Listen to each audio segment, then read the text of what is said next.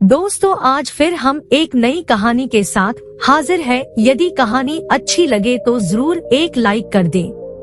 तो चले बिना देरी के हम आपको सुनाते हैं हार्ट टचिंग स्टोरी तानाशाही। जिंदगी में अगर किसी के लिए भलाई की है तो हमारी जिंदगी में भी अच्छा ही होता है, और अगर किसी की राह में कांटे बोए हैं तो कभी न कभी उसका फल हमें मिल ही जाता है। अरे ओ महारानियों, यहाँ तुम्हारे महलों की तरह नौकर नहीं है, काम कर लो। शांति की ये रोबदार आवाज सुनकर उसकी दोनों देवरानियां आशा और सुनीता अंदर तक कांप जाती थी। जरा से फुर्सत के पल भी वो दोनों एक साथ नहीं गुजार सकती थी। दोनों के पति कमल और सुशील उनके बड़े भाई रामचरण के साथ एक ही दुकान पर काम करते थे। बात दोनों तरफ एक जैसी थी। वहाँ दुकान पर दोनों भाई अपने बड़े भाई से एक शब्द नहीं बोल सकते थे, और यहाँ घर पर दोनों अपनी सास कम जेठानी से एक शब्द नहीं बोल सकती थी। सास को तो दोनों ने देखा ही नहीं था और जेठानी केवल नाम की ही शांति थी। दोनों भाइयों का रामचरण के आदेश पर दुकान के काम में पिले रहना और घर में शांति के आदेश पर आशा और सुनीता का घर के काम में पिले रहना अब नियति बन चुका था। हालांकि कमल और आशा की शादी को अभी 1 साल और सुशील और सुनीता की शादी को सिर्फ 8 महीने ही हुए थे। दोनों देवरानियां देर रात को जब घर के काम से निपटती तो अपने हारे थके पतियों से कोई शिकायत नहीं कर पाती थी, लेकिन पतियों को सब पता था, पर वो विवशता से कुछ न कह पाते।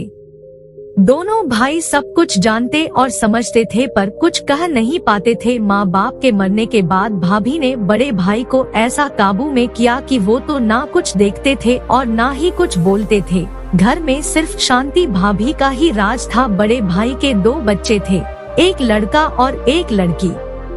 दोनों भाई अपने उन भतीजे और भतीजी पर जान छिड़कते थे, पर भाभी ने कभी अपने देवरों को नौकर से ज्यादा कुछ नहीं समझा। हर बात में दुभांत करना भाभी की अब आदत सी बन गई थी।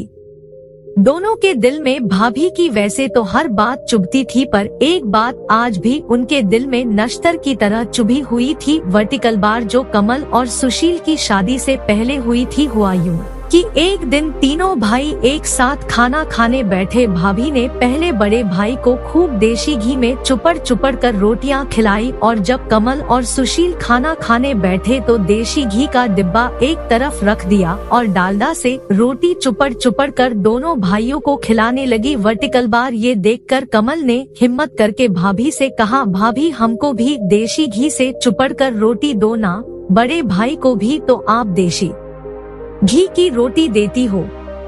इतना सुनते ही शांति भड़क गई और बेलन नचा कर बोली, हाँ तुम्हारा बाप बहुत जायदाद छोड़ गया है और तुमने बड़े महल खड़े कर दिए हैं, जो तुमको भी देशी घी की चुपड़ी हुई रोटियां चाहिए।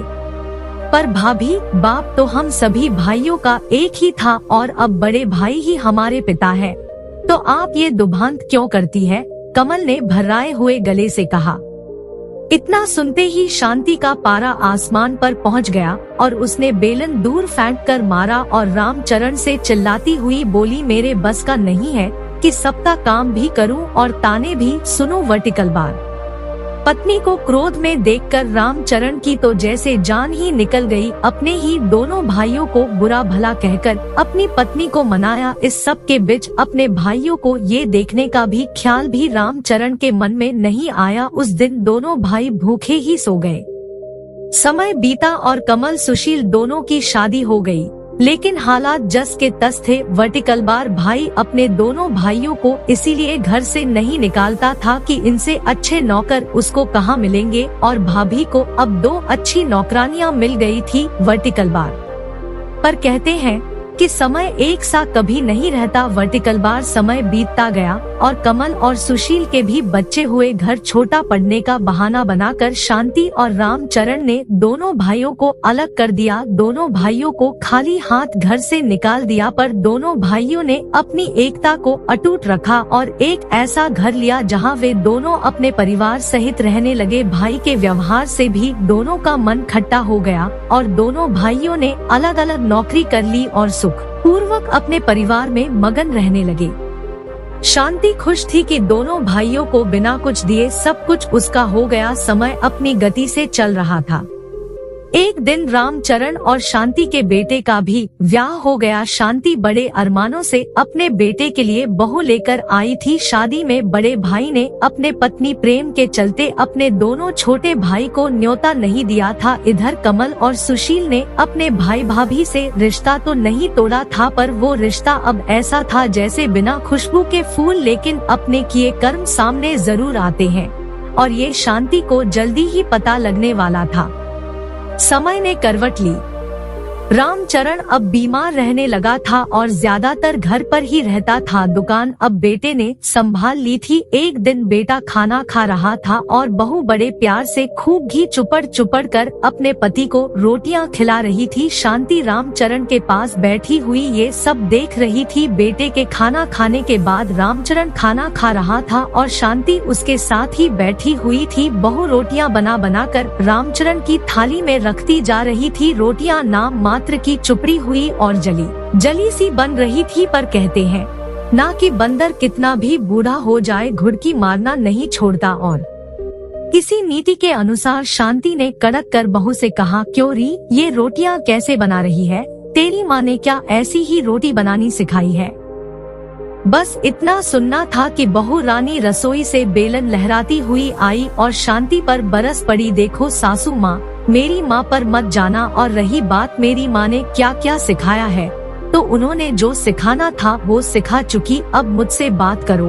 और क्या हो गया? जो जरा सी रोटी जल गई, खा लोगे तो कुछ हो तो नहीं जाएगा। जो सारा दिन अपना हाड़ पेले रहता है दुकान पर, उसका ध्यान करूँ या इनका जो सारे दिन घर में पड़े रहते हैं?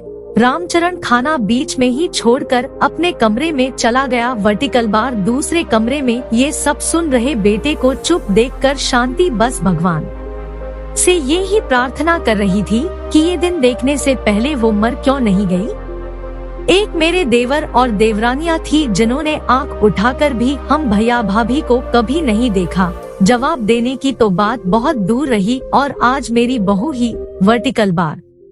उस दिन के बाद शांति की आवाज तो जैसे चली ही गई। वर्टिकल बार जैसा बहू और बेटा चला रहे थे, उसी तरह ही जिंदगी को चलाने का शांति और रामचरण ने समझौता कर लिया। वर्टिकल बार शांति की तानाशाही को अब विराम लग चुका था। वर्टिकल बार शांति अब अपनी देवरानियों के बीच उपहास और दया का पात्र बन गई था। वर्टिकल बार घड़ी घड़ी पुरानी बातों में खो जाना अब उसकी आदत बन चुकी थी।